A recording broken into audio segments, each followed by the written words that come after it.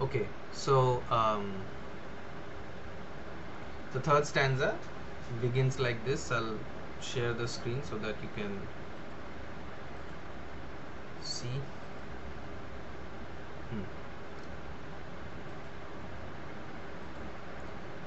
Save that from Save that from yonder ivy mantled tower. Ivy is a kind of a creeper. It's a kind of a uh, plant, lotane gach, which does not have its own uh, bark, which does not have its own trunk, and it lives by wrapping it around other trees or some kind of support, like money plant in your houses. So ivy is a kind of a plant. Usually there are various forms of ivy, and one is the poison ivy, which is a very common variety of ivy. But in this case, we are not sure if this is poison ivy or not. Anyway, so the ivy mantled tower. So there is a tower, uh, an elongated structure, which is completely covered with the ivy plant, which is completely covered with the ivy plant, ivy um, vines actually. So save that from yonder. Yonder means that. This is a um, old English kind of a word, as you know that this poem is from the 1790s. So of course there will be many old forms of poems. Old words will be used. So yonder is a word like that, and yonder means there. So there is a ivy mantled tower, a tower completely overrun with ivy, completely covered with ivy, like the beetle that was making a droning sound in the second stanza. There is another sound of night. So if you are questioned, if you are asked, uh, what are the two sounds that the poet could hear at night, because the night had fallen and everyone else has gone to their houses, and there is a silence in the village, but there are two sounds still, one by the droning beetle, and now this one, the moping owl. Pecha, owl, is a ullu, which is a nocturnal animal. So this moping owl, moping, uh, moping is a term that means not very happy, sulking, not in a good mood. So the owl is complaining. The moping owl does to the moon complain. The owl is complaining to the moon. The When the owl cries out, we often feel that it is crying. It is registering a complaint against the moon. We might feel like that. Uh, so this is another sound that we can hear in the night, of such as wandering near her secret bower molest her ancient solitary reign. So what is the owl complaining about? Owlটা, পেঁচাটা কি complain করছে, কি অভিযোগ করছে? যে the as such as wandering near her secret bower. Who is wandering? Who is roaming about the secret bower of the owl? The moon.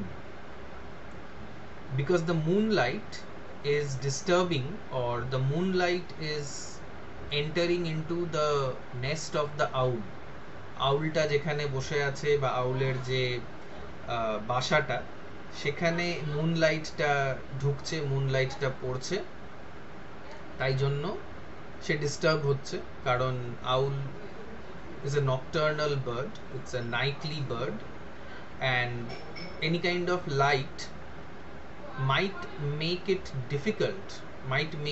difficult for the owl to hunt, because the other animals might see the owl coming, and it will be a problem for the owl if it is bright. So the owl is complaining that it is molesting, it is destroying. Molest is a different word now. Making somebody uncomfortable or touching in an inappropriate manner is molesting. So or touching someone without someone's consent is molesting. So owl, which has a solitary lonely reign, রাজত্ব আছে ওর যে জায়গাটার উপরে, সেই জায়গাটাতেও কিন্তু ওই চাঁদের আলো পড়ছে, and the owl is getting exposed. আউলটাকে সব অন্য জন্তুরা দেখে ফেলছে, এবং ওর যে ওই স্টেলথ, ওর যে লুকিয়ে অ্যাটাক করার যে টেন্ডেন্সিটা বা লুকিয়ে অ্যাটাক করার ওর যে প্ল্যানটা, সেটা সাকসেসফুল নাও হতে পারে। and that is why the owl is moping. The owl is not in a very good mood, and it is complaining to the moon that the moon should not interfere, the moon should not invade the secret bower of the owl where she is reigning, where she is the queen. Beneath those rugged elms that yew tree shade, where heaves the turf in many a mouldering heap, each in his narrow cell forever laid, the rude forefathers of the hamlet sleep. Just a minute.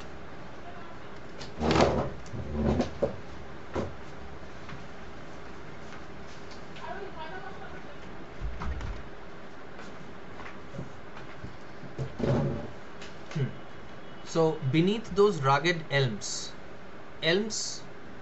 mean some kind of a tree, tall trees usually found in the colder regions. ঠান্ডায় এরকম ধরনের elms, you tree, এই ধরনের গাছগুলো যে ঠান্ডা weather যেখানে আছে, ঠান্ডা ক্লাইমেট, সেইখানে এই ধরনের গাছগুলো পাওয়া যায়।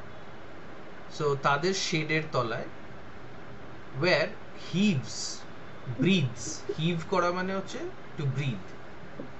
Yes, any questions?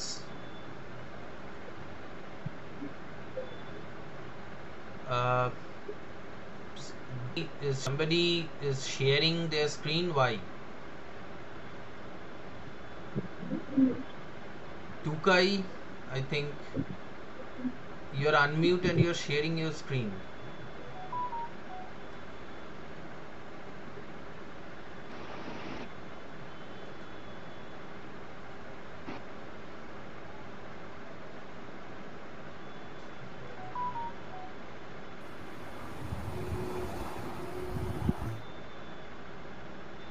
I don't know why. Okay, I think it was a mistake. Anyway, so what was I saying? Okay, so heave means to breathe. বুকটা যখন আমরা নিঃশ্বাস নিই তখন আমাদের চেস্টটা হিভ করে, তখন আমাদের চেস্টটা ওঠানামা করে। But here the turf, the soil, মাটিটা হিভ করছে, ব্রিথ করছে। In many a mouldering heap, moulder করা মানে হচ্ছে টু পচে যাওয়া। আর হিপ মানে হচ্ছে স্তূপ। এখানে গাছ বলা হচ্ছে, গাছের স্তূপের কথা বলা হচ্ছে।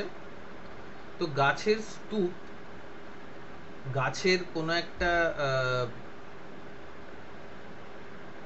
গাছের তলায়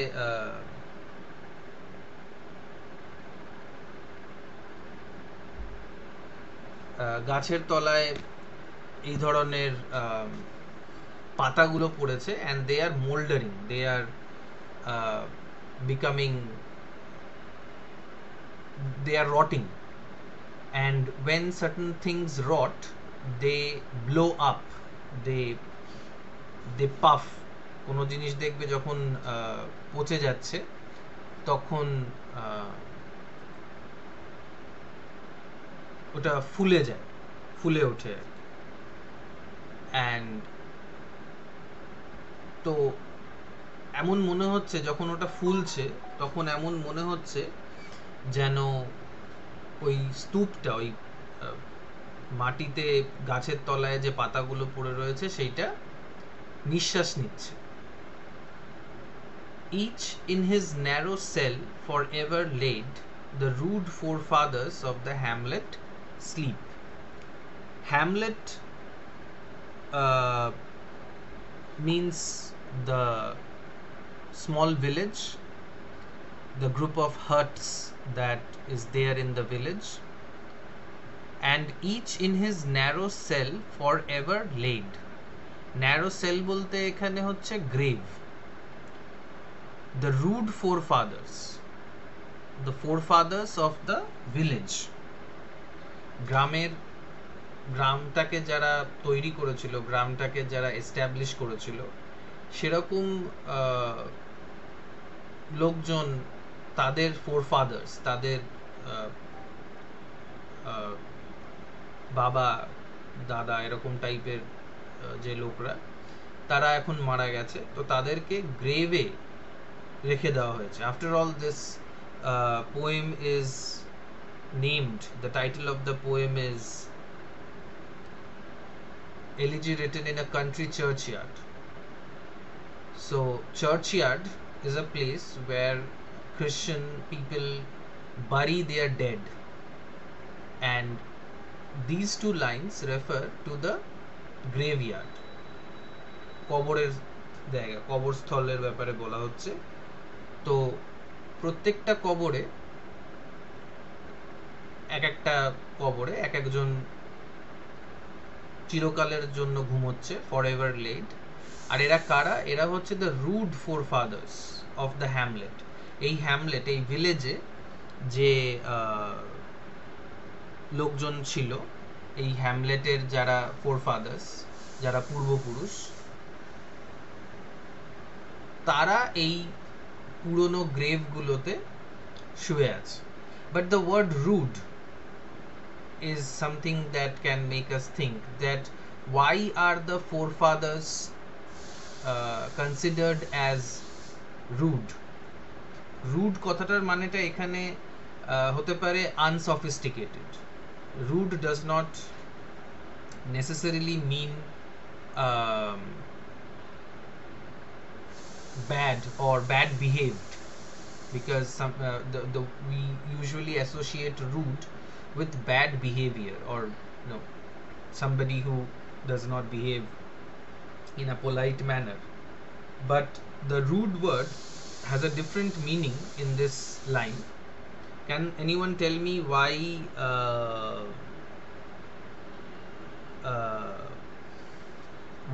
are they called rude? Why are the ancestors of the people called rude? Rude, as I said, does not mean ill-behaved. By rude, one can mean not polite, not sophisticated, not very updated. Can we call our grandparents rude? And if so, why?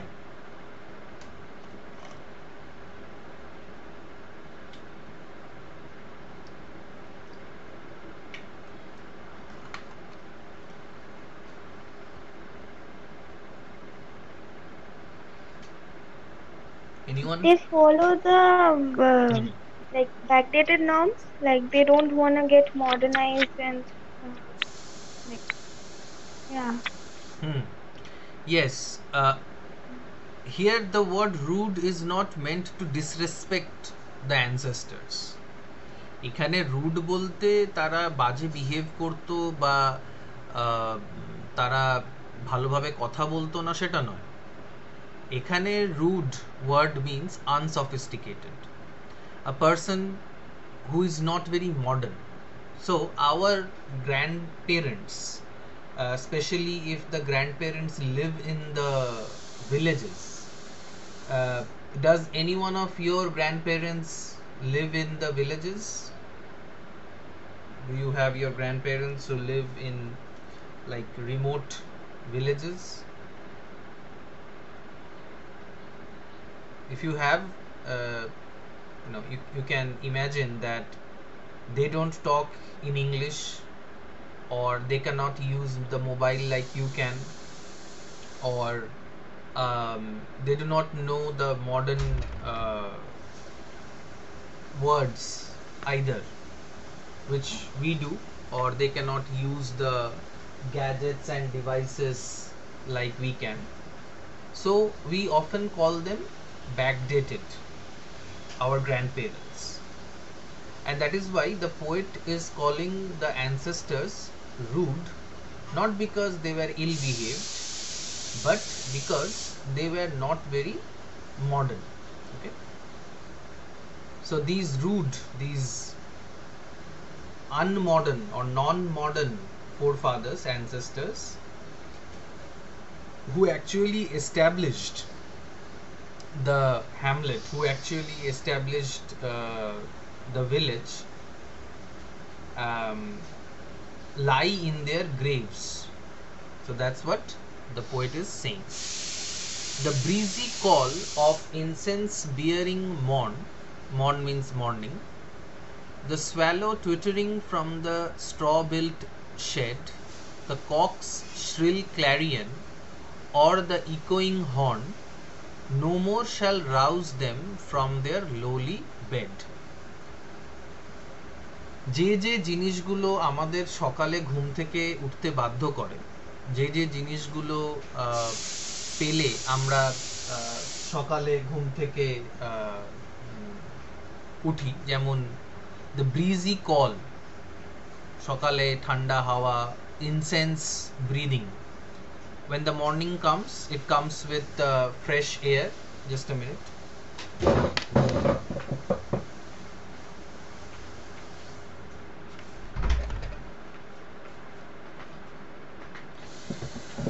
The morning is considered to be a fresh beginning, and সকালবেলা গ্রামে, মানে শহরে এটা হয় না, গ্রামের দিকে সকালটা খুব ফ্রেশ হয়, আর ফুল ফোটে, বিভিন্ন ধরনের গাছে বিভিন্ন ধরনের ফুল ফোটে, আর হাওয়া চললে ঠান্ডা ঠান্ডা হাওয়া আসে, বা it smells good because of the blooming of the flowers. তো সেটাতে আমাদের ঘুম ভাঙতে পারে সকালে। The swallow, it's a kind of a bird, the swallow twittering from the straw built shed.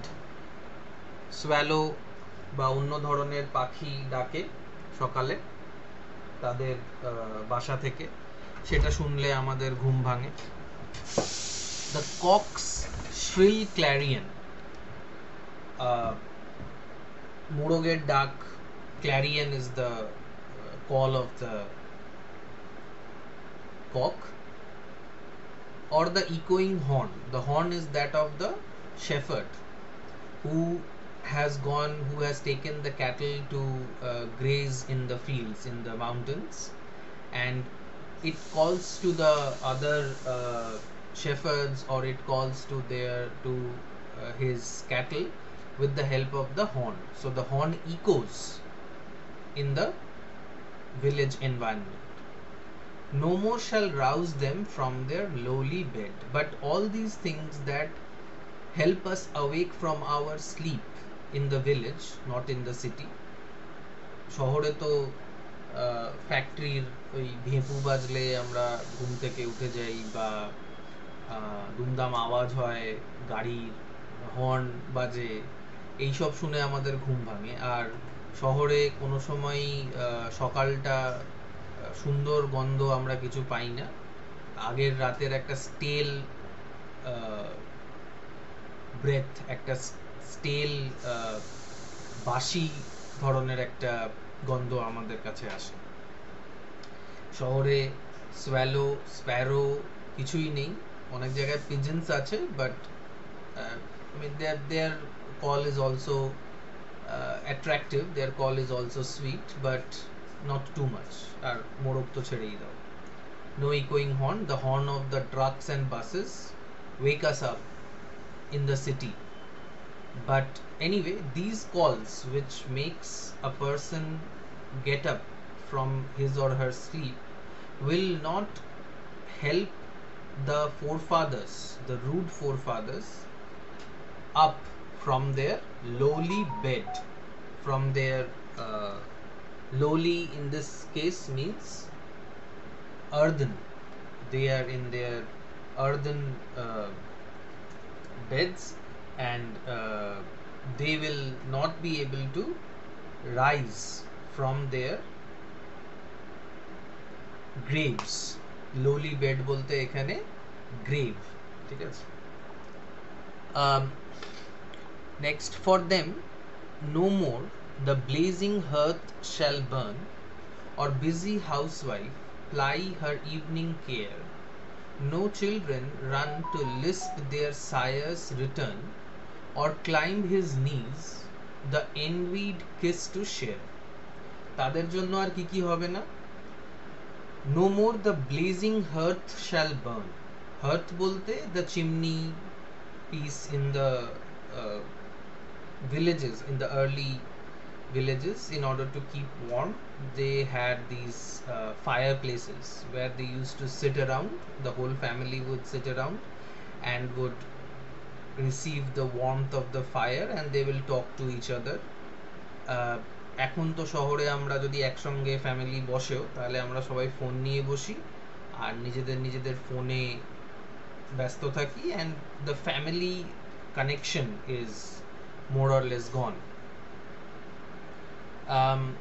But at the time in which Gray is writing this poem, the hearth,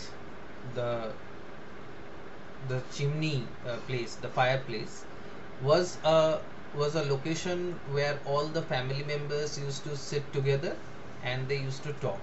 It was a very pleasant environment. It was a very pleasant thing to do for a person who comes after a hard day's labor. সারাদিন খাটাখাটনি করে বাড়িতে এসে লোকেরা এইসব পছন্দ করতো, পুরুষ মানুষরা specially.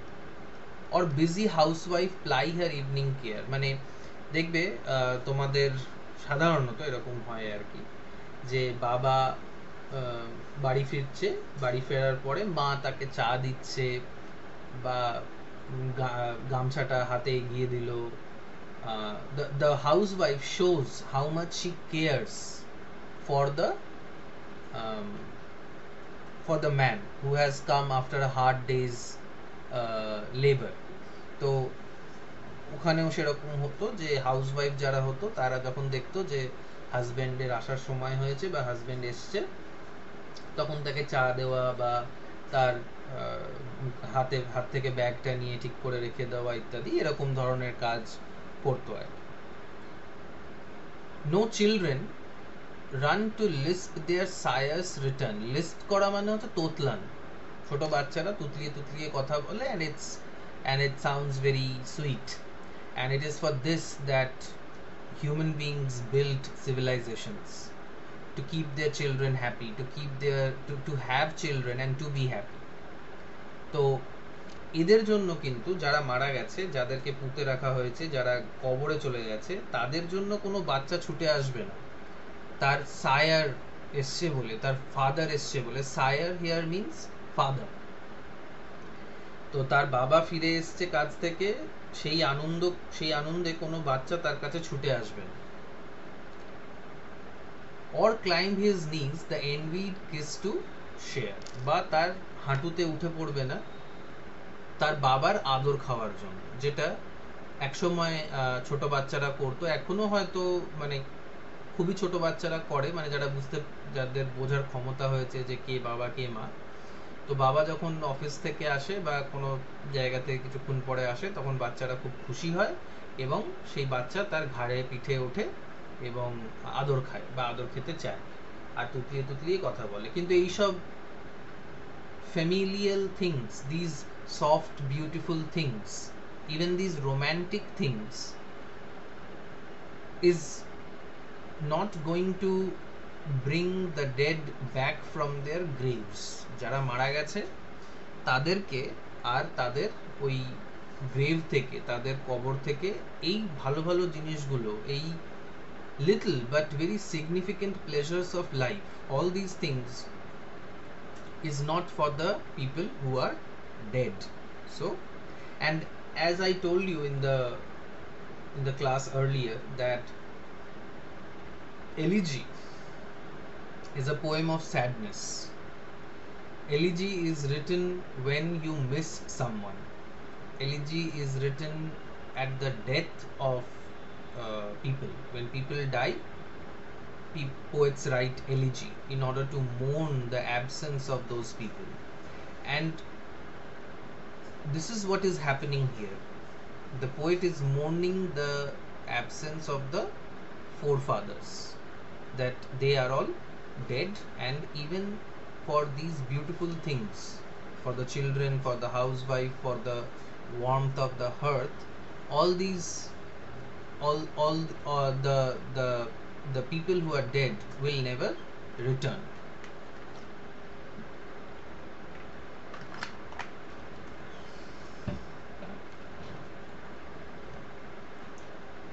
Oft did the harvest to their sickle yield their furrow, oft the stubborn glebe has broke.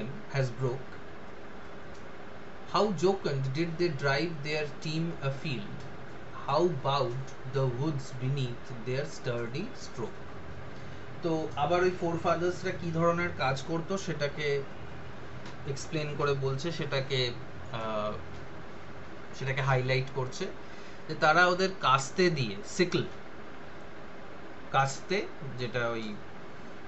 যেটা দিয়ে ধান চাল ধান গমের যে প্লান্টস গুলো হয় সেগুলোকে কাটা হয়, which is a common tool for the farmers.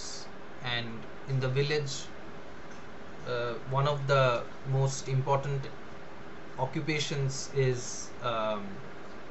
farming, and they used to harvest. তারা ধান টান কেটে নিয়ে আসতো এই কাস্তে দিয়ে। Their furrow oft the stubborn glebe has broke. তারা তাদের লাঙল দিয়ে, তারা তাদের হল দিয়ে কঠিন মাটিকেও ভেঙে দিত। stubborn, জেদি, মাটি, Gleb means soil or earth, খুঁড়ে দিত, so that they can put seeds in it. খুঁড়তো, মাটি খুঁড়ে নতুন আবার ধান গম ইত্যাদি পুঁতে দিত। Jocund, how jocund did they drive their team afield? Jocund means happy. They happily drove their team.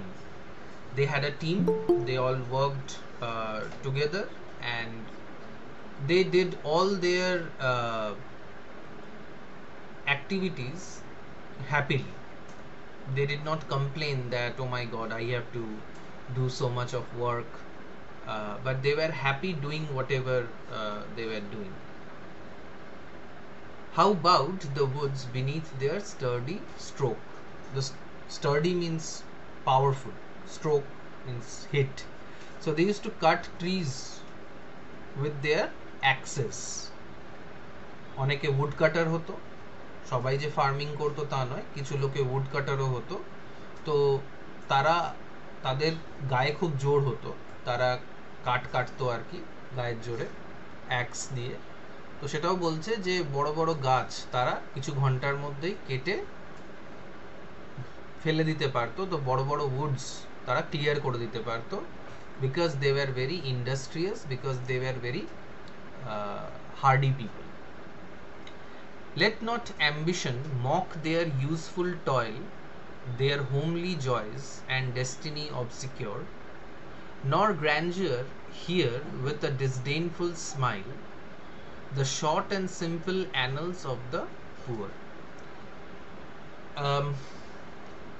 আমরা অনেকেই মানে বা আমরা যারা এখন এই মিটিংয়ে আছি তারা নয়, বাট ইন জেনারেল অনেকেই এটা মনে করে যে যারা গায়ের জোরে খাটাখাটনি করে, যারা মজদুরি করে, মজুর যারা বা ফার্মার্স, তাদের হাত পা সবসময় নোংরা থাকে, কাদার মধ্যে কাজ করে, সারাক্ষণ তারা রোদ্দুরে কাজ করে বলে তাদের গায়ের রং কালো হয়ে গেছে, ঘাম নোংরা ধুলো বসে গেছে তাদের চুলে, তাদের কোনো স্টাইল নেই, মোটামুটি একটা জামা কাপড় পরেই সারাক্ষণ কাটিয়ে দিল।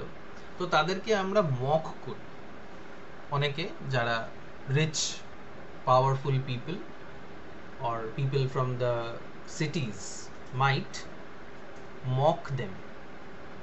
তাদের ফিজিক্যাল লেবারটাকে আমরা লেবার বলে, তাদের ওরা ফিজিক্যাল লেবার করে বলে আমাদের মনে হয় যে ওরা পড়াশোনা জানে না, ওরা অশিক্ষিত, আনসফিস্টিকেটেড, তাই জন্য অনেক সময় আমরা তাদেরকে নিয়ে মজা করি।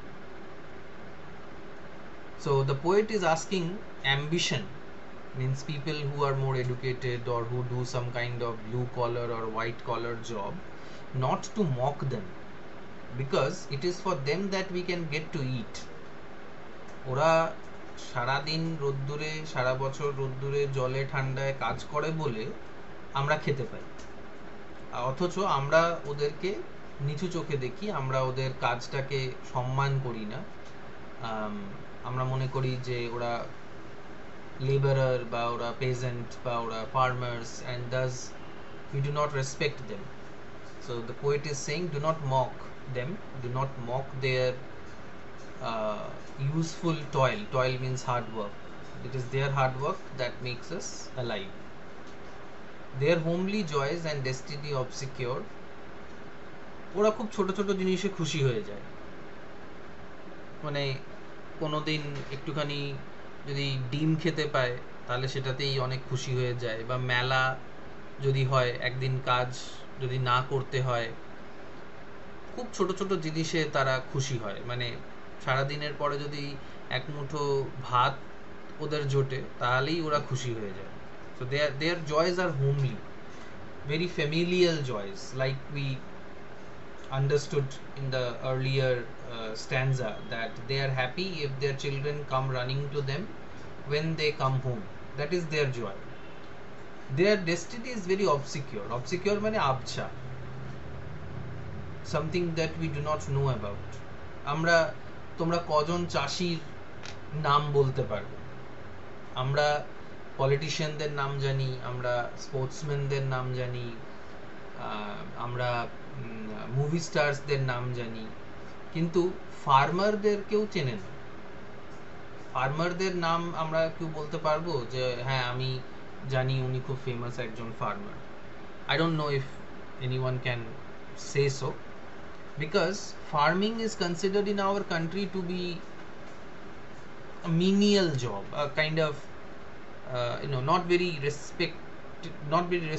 respectful job, because some people think that one should rather study and one should rather not farm and do something else, become a software engineer or become a teacher or become something else and not farm.